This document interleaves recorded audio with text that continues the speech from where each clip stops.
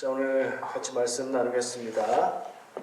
오늘 함께 나눌 말씀 본문은요, 디도서 1장 1절부터 3절까지 말씀입니다. 디도서 1장 1절부터 3절까지 말씀 우리 함께 봉독하겠습니다. 하나님의 종이요 예수 그리스도의 사도인 나 바울이 사도된 것은 하나님이 택하신 자들의 믿음과 경건함에 속한 진리의 지식과 영생의 소망을 위함이라. 이 영생은 거짓이 없으신 하나님이 영원전부터 약속하신 것인데 자기 때에 자기의 말씀을 전도로 나타내셨으니 이 전도는 우리 구주 하나님이 명하신 대로 내게 맡기신 것이라. 아멘. 자, 오늘 같이 나눌 말씀 제목은요, 하나님의 종입니다. 디도서 말씀을 읽었어요. 디도서가 어디 있는지 다 아시죠? 신약에 있어요, 구약에 있어요, 디도서. 신약에 있죠. 신약에 있는 서신서 편지 중에 하나예요. 근데 우리가 설교 말씀으로 본문으로 자주 정하지 않기 때문에 분량도 많지 않고요. 그리고 이 디모데 전후서처럼 개인 디도라는 사람에게 보낸 편지라 많이 언급은 안 돼서 어쩌면 이런 책이 있었나 싶으실 수도 있어요. 자, 디도서가 뭐라고 했죠? 서신서 편지라고요. 바울이 쓴 편지입니다. 바울이 디도에게 쓴 편지입니다. 그것을 알고 말씀을 나누면 좋겠고요. 지금 본문으로 읽은 말씀은 1장 1절부터 3절이니까 제일 처음 말씀이네요. 그렇죠? 바울은 편지를 쓰면서 대부분의 서신서에서 자기가 어떤 자격으로, 자기가 누구인데 어떤 정체성으로 편지를 쓰고 있는지 이걸 밝히고 있어요. 대체로 사도다 이것을 강조하고 있는데 디도서에는 제일 처음에 뭐라고 했죠? 자기가 하나님의 종이요 나는 하나님의 종이다. 그리고 예수 그리스도의 사도다. 이 내가 디도 너에게 편지를 쓴다라고 선언적으로 얘기를 하고 있는 말씀이에요. 바울은 스스로 하나님의 종이며 예수 그리스도의 사도라고 말하고 있어요. 이건 바울이 자기 자신을 뭐 하는 사람이냐? 나는 누구냐? 나는 무엇이냐를 얘기하는 정체성이라고 할 수 있겠죠. 그리고 편지를 쓰는데 내가 무슨 자격으로 이 편지를 쓰는지를 말하고 있는 거일 거예요. 바울은 하나님의 종으로서 그리고 예수 그리스도의 사도로서 자기 정체성을 갖고 그 자격으로 편지를 쓰고 있다. 이렇게 얘기하고 있어요. 사실은 오늘 본문 말씀에서 중요하게 여기는 표현은 제일 앞에 있는 하나님의 종이에요. 오늘 하나님의 종 얘기를 할 거예요. 그래서 제목도 하나님의 종이에요. 근데 무슨 1절만 읽으면 되지 3절까지 읽었을까? 중간에 끊기가 어미도 그렇고 문장의 중간에 끊어져서 3절까지 한 내용을 같이 읽었습니다. 자, 오늘은 하나님의 종에 대해서 얘기를 할 건데 자꾸 반복하는 건 중요하다는 얘기죠. 우리가 기억하고 있는 하나님의 종은 누구예요? 두 가지로 얘기할 수 있어요. 첫 번째, 교회에서 일반적인 교회 용어로 말할 때 하나님의 종 그러면 누구를 얘기해요? 왜 뭐 안 그런 교회도 있고 그런 교회도 있는데 일반적으로는 하나님의 종이신 우리 목사님 이런 식으로 표현을 해요. 하나님의 종 그러면 목회자를 얘기하는 표현으로 교회에서는 쓰고 있어요. 근데 그게 정말 좋은 표현이냐? 저는 그렇다고 생각하지 않아요. 그래서 그 얘기가 아니고 성경에서 하나님의 종에 대해서 누구를 하나님의 종이라고 부르고 하나님의 종은 무엇을 하는 사람이고 그런 생각을 나눠보려고 합니다. 성경에서 이야기하자고 했죠. 여러분들 한번 떠올려 보세요. 여러분들이 읽으신 성경 말씀 중에 성경에서 하나님의 종이라고 자기 스스로 얘기하든가 남들이 그렇게 부르든가 조금 달라도 괜찮아요. 여호와의 종도 괜찮겠죠? 하여튼 그렇게 불린 사람이 누가 생각나세요? 하나님의 종 누구? 성경에 있는 인물. 잘 모르겠으면 여러분들이 야, 이 사람은 하나님의 종 같다. 누구요? 네, 제가 들은 것 같아요. 모세라고 하셨죠. 네. 구약 성경에서 모세를 하나님의 종이라고 많이 얘기를 합니다. 모세 하나님의 종 맞죠? 누가 들어도 맞아요. 왜요? 하나님이 부르셨고 하나님이 일시키셨고 하나님의 뜻에 끝까지 순종했죠. 하나님이 너는 못 들어가. 넌 여기서 끝이야. 그래도 순종했어요. 하나님의 종이라고 할 만해요. 신약에도 하나님의 종이라고 여겨지고 그렇게 불리는 사람들이 있어요. 자, 구약부터 신약까지 한번 제가 쭉 훑어본 걸 말씀드려볼게요. 구약에서 1위, 첫 번째, 가장 많이 하나님의 종이라고 언급된 사람은 우리 김강민 집사님이 얘기하신 대로 모세입니다. 모세. 아니에요? 다른 사람 얘기하셨어요? 예. 모세가 하나님의 종의 첫 번째 랭킹에 딱 들어갑니다. 근데 제가 여러 명 있는 것처럼 얘기했잖아요. 찾아봤어요. 다윗은 어떻습니까? 다윗도 하나님의 종이라고 할 만하죠. 다윗은 자기가 왕이면서도 스스로 자기가 하나님의 종인 나 이런 식으로 표현하는 그랬던 것 같은 기억이 나요. 자, 다윗 하나님의 종이다. 납득이 되죠? 네. 그 다음에 나온 사람들은 선지자들입니다. 선지자들 엘리야, 엘리사, 이사야, 예레미야, 에스겔 등 성경에 나오는 선지자, 예언자들은 자타공인 누가 봐도 하나님의 종이죠. 왜요? 하나님이 부르셔서 하나님이 부르신 사명에 다른 일 안 하고 하나님이 이거 하라고 말씀 전하라고 하신 그 일을 하잖아요. 자기가 손해를 보든 핍박을 받든 관계없이 하나님이 명하셨으니까 그걸 따라서 해요. 하나님의 종이라고 할 수 있죠. 그리고 또 보면 아브라함, 이삭, 야곱, 여호수아 같은 사람들을 말씀에서 얘기하면서 하나님의 종이라는 표현들을 하고 있어요. 그리고 특이한 경우가 있어요. 이 사람이 하나님의 종인가? 여러분 들어보세요. 느부갓네살. 이름 느낌부터 좀 다르죠. 누구예요? 느부갓네살? 바벨론의 왕이에요. 바벨론 왕. 이 유다를 멸망시킨 그런 세력인데 성경은 그를 하나님의 종이라고 얘기하고 있어요. 또 비슷하게 이번에는 바벨론 때 포로로 잡혀서 타지에 와서 살고 있는 유대인들을 너희들이 이제 너희 고향으로 돌아가 그리고 성전을 건축해 라고 한 페르시아의 고레스 왕 역시 하나님의 종이라고 일컫고 있습니다. 예언의 말씀으로 예언자가 말하는데 그게 하나님이 이렇게 말씀하신다 하는 하나님의 말씀으로 나의 종이라는 표현으로 이방 나라의 왕들을 표현하고 있어요. 좀 독특하죠? 근데 한 번 더 생각해 보면 그럴 수 있겠다. 왜냐하면 하나님이 이스라엘 유다만의 하나님이 아니라 온 세상의 하나님이잖아요. 믿음 전혀 없어도 느부갓네살을 하나님이 사용하셔서 죄로 가득한 유다를 징벌하시는데 사용하신다면 종으로 사용받는 거죠.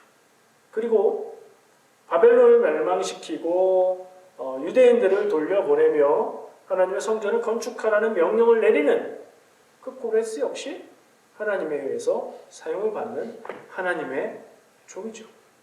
그런 면에서 구약 성경에 나오는 많은 하나님의 종들을 생각할 수 있어요. 좀 여럿을 예를 들면 우리가 좀 헷갈리고 혼란스러울 수 있는데 다 비슷하면 좋은데 조금씩 다르죠. 제가 말씀드린 이유는 이 사람들의 공통적인 부분을 우리가 생각해 보면 좋겠다. 그런 뜻으로 말씀을 드립니다. 왜 이들을 각기 다른 이 사람들을 하나님의 종으로 불렀을까? 신약으로 가면 어때요? 요즘에는 인터넷 컴퓨터가 되게 좋아져서 옛날에는 성경에 무슨 단어가 몇 번 나오는지 찾아보세요. 그러면 성경을 넘겨가면서 이렇게 찾아야 되는데 금방 검색할 수 있죠. 성경 인터넷 외부로도 성경이 있고 프로그램도 성경이 있어요. 요즘엔 더 좋아졌어요. 인공지능이라고 하는 AI한테 성경에 하나님의 종이라는 말이 몇 번 나오는지 그리고 누구를 하나님의 종이라고 했는지 다 알려줘. 그러면 쫙 조사해서 알려줘요. 어떤 때는 엉뚱한 대답을 하기도 하지만 활용을 해서 물어보니까 의외의 답이 나왔어요. 신약 성경에서 하나님의 종이라고 일컫는 사람이 누구인지 알려줘. 자, 예상에는 누구예요? 그 본문 말씀에 나왔죠. 바울이에요, 바울. 우리가 신약에서 하나님의 종이라고 스스로 말하고 남들이 인정하는 사람, 바울. 대표적인 인물인데, 그리고 바울이 했던 역할은 사도니까 다른 사도들도 하나님의 종일 수 있겠다. 이런 생각을 할 수 있는데, 실제로는 예수님이 하나님의 종이라고 가장 많이 언급이 된다고 답을 했습니다. 예수님도 하나님의 종이구나. 예수님은 그냥 다른 사람들과 똑같이 하나님의 부름받음에 따라서 종으로 사역했다고 생각하기는 좀 다르지만 하여튼 지금 앞에 구약에 얘기한 사람들도 조금씩 다 다르잖아요. 예수님도 하나님의 종이다. 그리고 2위가 두 번째 랭킹에 나오는 사람이 바울이에요. 자기가 직접 그런 말을 많이 했어요. 근데 또 독특한 점은 바울은 하나님의 종이라는 표현을 딱 한 번 썼습니다. 하나님의 종이라고 직접적으로 표현된 것은 오늘 이 디도서 말씀에 나오는 딱 한 번이에요. 근데 왜 우리는 바울이 성경에 하나님의 종이라고 많이 얘기한 것처럼 느낄까요? 하나님의 종이라고 안 했고요. 그리스도 예수의 종, 예수 그리스도의 종이라고 대부분 얘기했어요. 다른데 굉장히 많이 얘기했는데 예수 그리스도의 종이라고 얘기했어요. 그러면 하나님의 종과 예수 그리스도의 종은 이건 뭐지? 다른 건가 같은 건가? 하나님의 종 예수 그리스도의 종 바울 이렇게 되나요? 천칭으로 초대교회의 신앙은요, 예수님에 대해서 이런저런 고백을 합니다. 예수님은 하나님이 보여내신 위대한 라비 선생입니다. 위대한 선지자다. 하나님이 보내신 구세주 구원자 메시아다. 어디까지 가죠? 그 예수님이 하나님이시다. 까지 가는 게 초대교회의 신앙 고백이고요. 교회가, 기독교가 이어오고 있는 신앙 고백입니다. 예수님은 하나님이시다. 그게 교리로 어떻게 형성이 됐어요? 삼위일체 교리가 됐잖아요. 성부, 성자, 성령 세 분은 각기 사역과 특성이 다르지만 그러나 한 분 하나입니다. 교리로 그렇게 정리가 됐어요. 그러니까 어떻게 이해를 해야 돼요? 바울이 예수 그리스도의 종이라고 말한 것은 하나님의 종이라고 말한 거에 합산하는 게 맞는 것 같아요. 자, 그렇게 보면 굉장히 많이 하나님의 종이라고 불린 사람이죠. 자, 공통점이 뭘까요? 구약의 하나님의 종들과 신약의 하나님의 종들, 특이했던 이방의 왕, 신약에서 특이했던 예수님까지 포함해서 공통점이 뭘까요?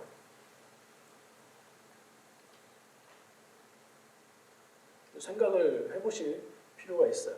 물론 제가 답을 준비해왔죠. 제가 말씀드릴 테니까 비교해보세요. 여러분들 생각하신 거예요. 자, 공통점.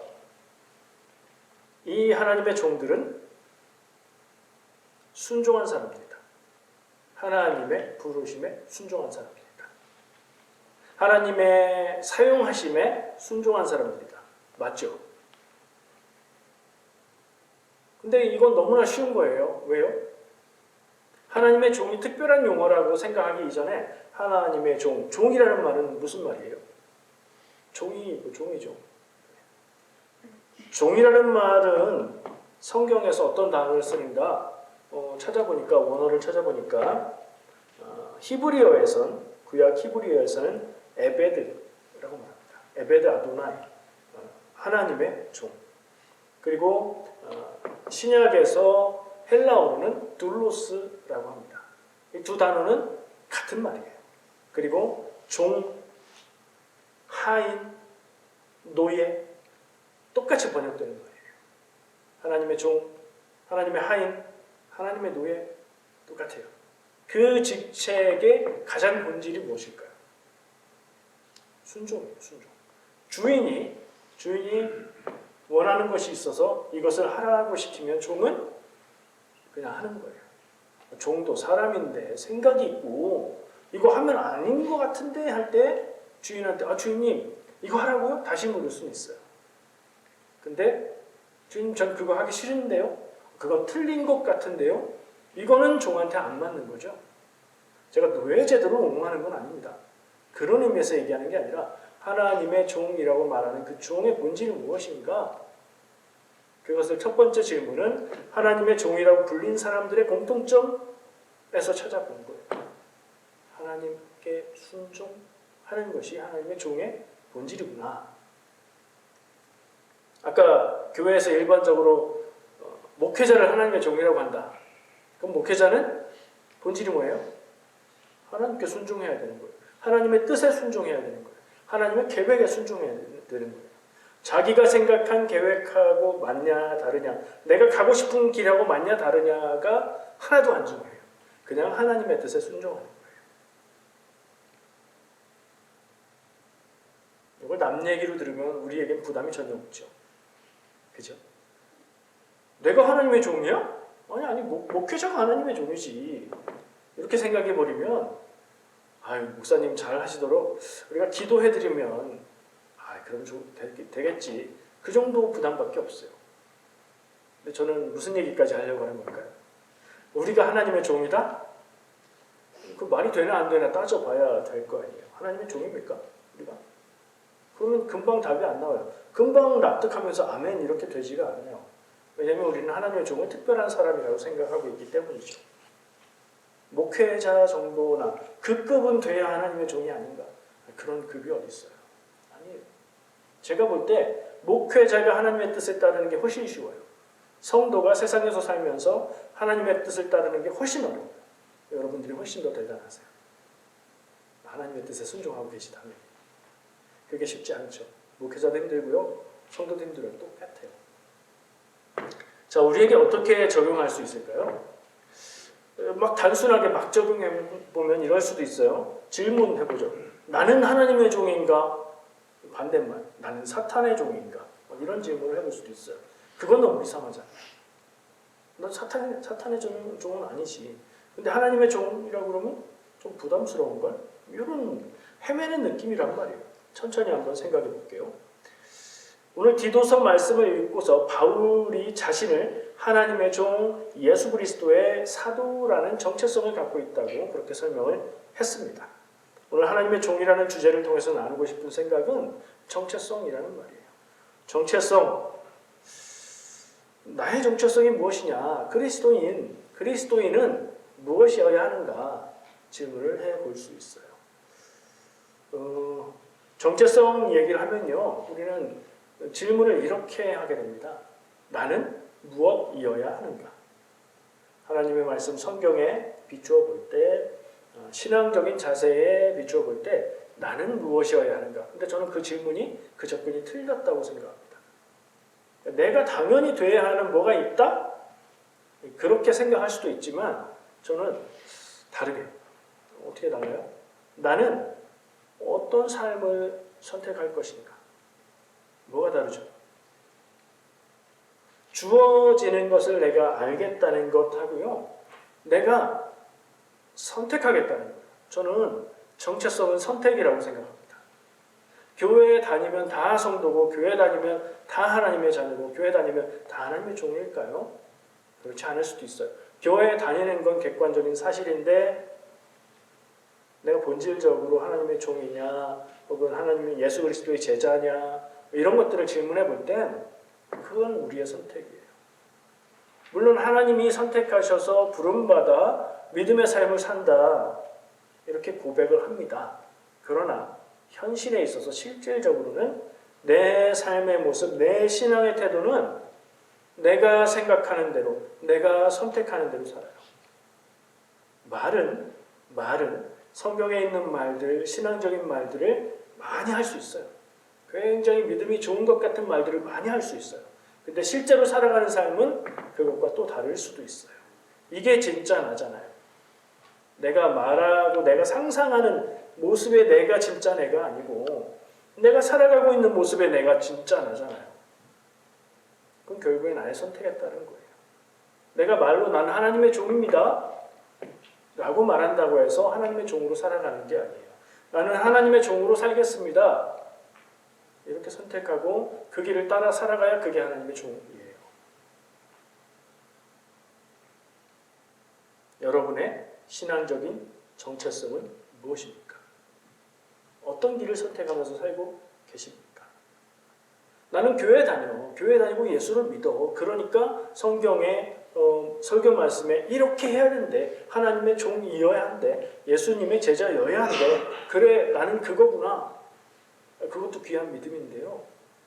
정말로 내가 그렇게 살아가야지 매일매일 내 삶 속에서 다짐하고 연약하고 부족함을 채우고 성장시키려고 살아가는 선택은 내가 하고 내가 만들어가고 내가 채워가는 인생인 거잖아요. 그런 면에서 선택이다라고 말씀드린 거예요. 내가 선택해서 마음대로 할 수 있다 그런 얘기는 아니에요.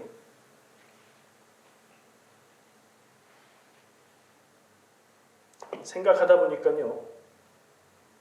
이것은 나의 정체성에 대한 얘기이면서 동시에 내 정체성, 내 신앙의 정체성이 의미하는 바가 뭔지를 생각하게 되는데 나와 하나님의 관계를 말하는 표현이기도 한 것 같아요. 단순하잖아요. 하나님의 종. 내가 하나님의 종이냐? 내가 하나님의 종이 아니냐? 그렇죠? 내가 하나님의 종이냐? 아니면 하나님과의 나와의 관계가 다른 어떤 관계냐? 나의 신앙적인 정체성은 곧 나와 하나님의 관계를 말하는 거구나 하는 생각을 했어요. 하나님을 믿고 예수를 구세주로 믿는 신앙, 이게 우리가 믿는 신앙이죠. 하나님과의 관계가 없을 수가 없어요. 하나님 난 잘 모르겠고 교회 열심히 다니고 헌금 드리고 기도 열심히 하면 복 주신다고 전도사님이 약속했어. 그런 약속은 믿을 수가 없잖아요. 사람의 약속인데. 그 말에 의지하고 싶을 수는 있어요. 그러나 결국에 내 신앙의 본질적인 문제의 부분은 내가 하나님과 어떤 관계를 가지고 있느냐, 내가 하나님과 어떤 관계를 갖기 원하느냐의 문제인 것 같아요. 이렇게 보니까 이 질문을 통해서 답을 찾을 수 있을 것 같습니다. 여러 가지 답이 떠오를 수 있어요. 나와 하나님과의 관계, 그리고 그것이 대표적으로 말해주고 있는 나의 신앙적인 정체성.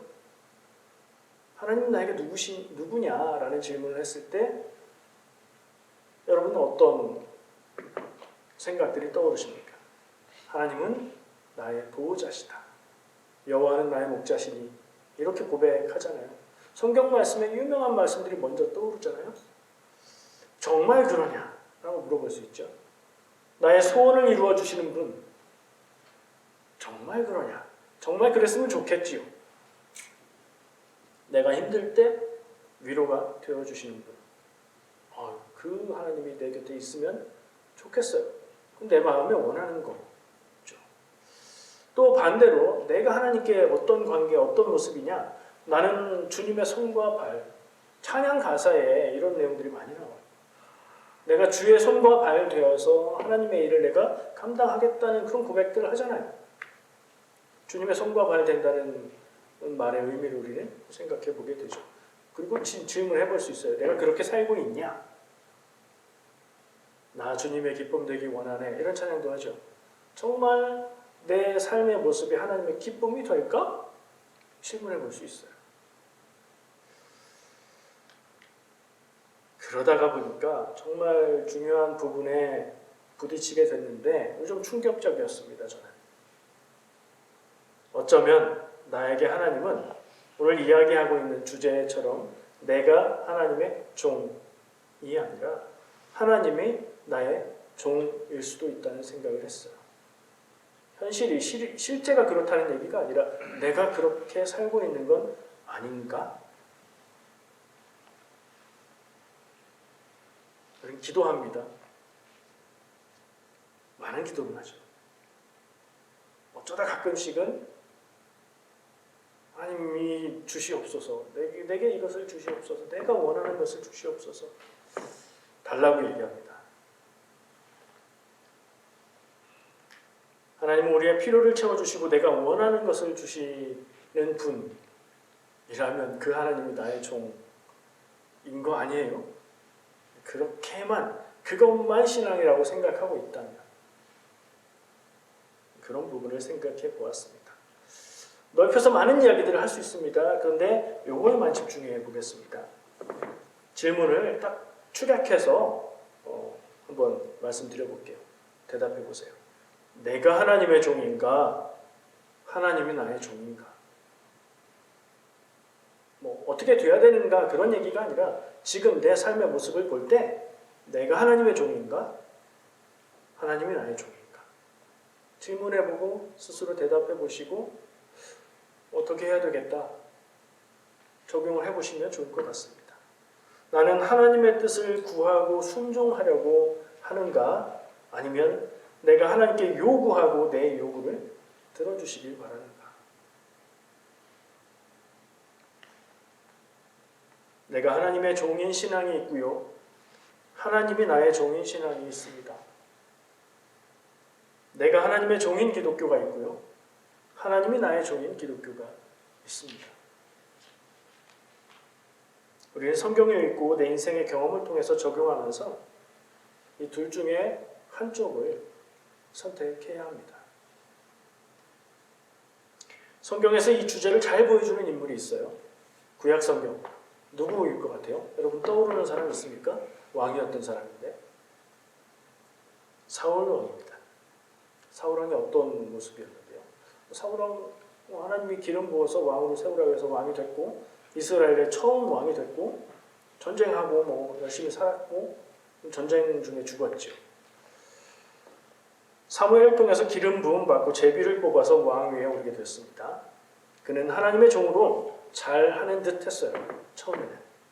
근데 갈수록 하나님의 종의 모습에서 멀어졌습니다.